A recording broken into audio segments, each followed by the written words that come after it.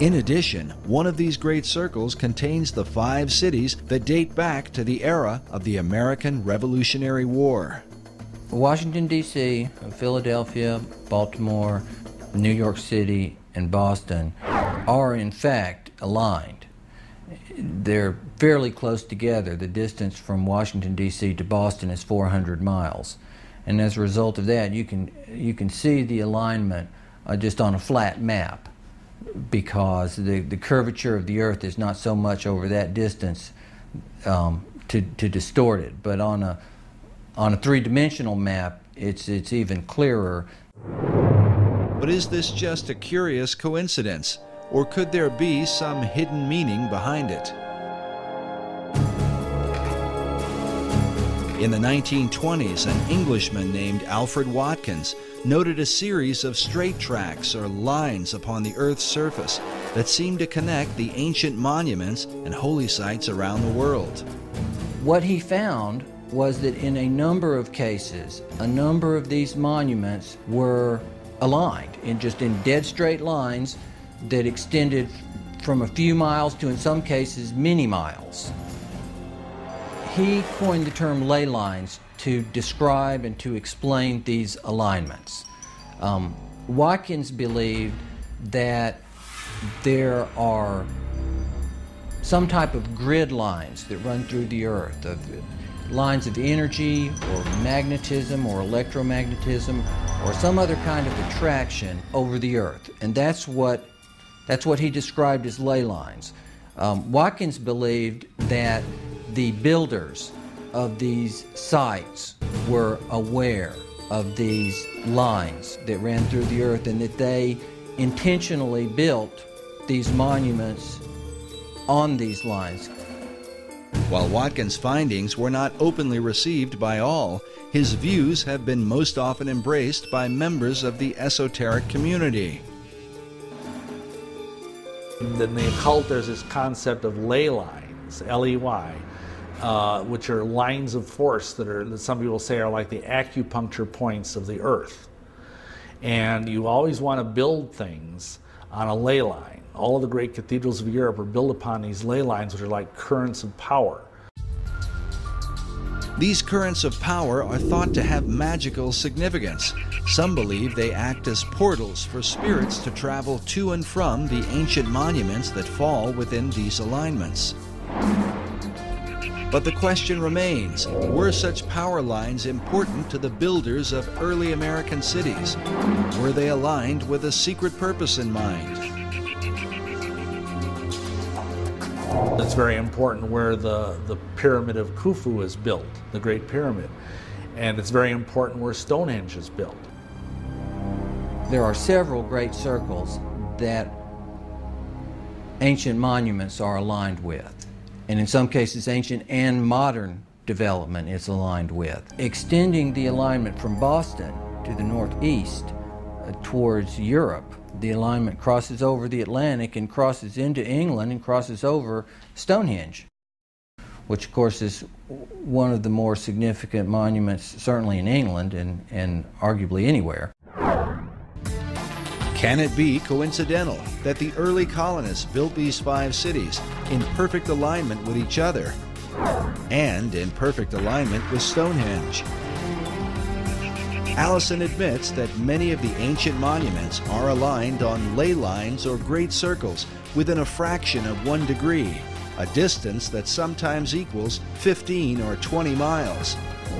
But in the link between the Old World and the New, there is a 0 deviation between the 5 American cities and England's mysterious Stonehenge. According to Allison, they are perfectly aligned.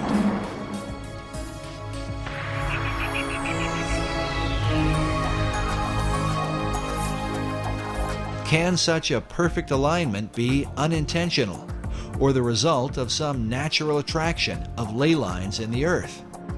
There's some dispute about that amongst people who study these ley lines as to whether the builders were aware of an attraction and they built it for that reason, or whether there was possibly an attraction that they were unaware of, but nonetheless caused them to build these sites in alignment. But the simple fact is they are aligned. But the evidence continues. America's capital city, Washington, D.C., is said to be positioned on the 77th meridian west, considered a sacred location referred to as God's longitude. In his book, Marking Time, author Duncan Steele argues that the early expedition of Sir Walter Raleigh, known for the lost colony at Roanoke, was not quite the failure it seemed to be. Raleigh's intent, according to Steele, was not really to establish a colony, but rather to capture God's longitude by locating the 77th meridian. The goal of the occultist who understands these concepts is to have things exist within the sacred harmonies of the earth. And if indeed they believe that the 77th meridian was somehow very sacred, then it would be incredibly important for them to plant their flag there. In Washington, D.C. is even found Meridian Hill, said to mark the precise location of the sacred longitude. Raleigh himself was a member of Bacon's secret society in England. Was he sent on a mystical journey so that America might be designed according to esoteric principles from the beginning? And how many others came ashore as a result of the Baconian influence?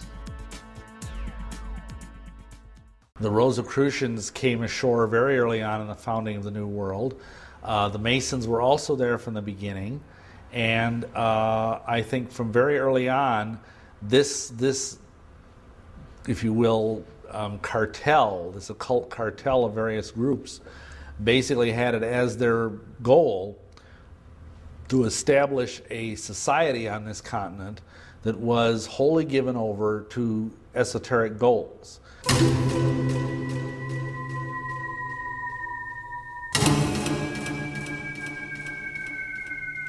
The Rosicrucian Order, with its modern headquarters in San Jose, California, has for centuries been linked to Freemasonry. Well, you have to understand that Freemasonry is simply the modern-day manifestation of the ancient mystery religions. The ideas of Masonry have been around literally for thousands of years. And of course, Rosicrucianism was simply a forerunner of modern-day Masonry. The order takes its name from its primary symbol, the rose and cross. Like Masonry, the Rosicrucians trace their religion to the mysteries of ancient Egypt. Their power base in San Jose centers around an Egyptian museum. There are chapters of the Rosicrucians studying every place across America. And one only has to go up on the internet, and they actually have websites where they recruit people into the Rosicrucian order. People have no idea that these people are even here.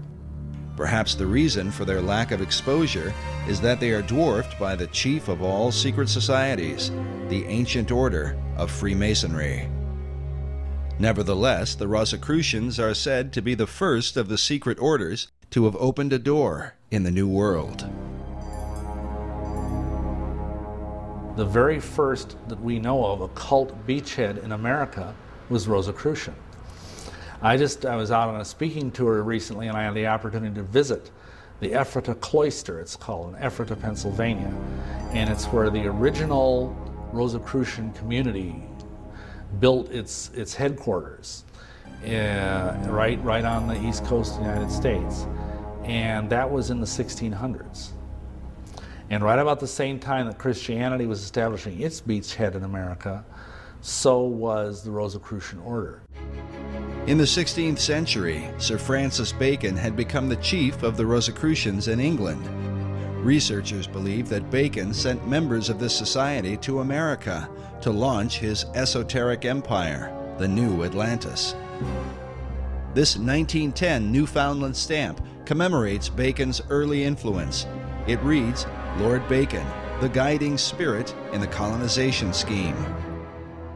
I know that Rosicrucianism today holds Bacon in highest esteem as an active transmitter of the secrets If you go to the AMORC, the Ancient Mystical Order of the Rose and the Cross, the Rosicrucian Order Center in San Jose, Bacon is everywhere.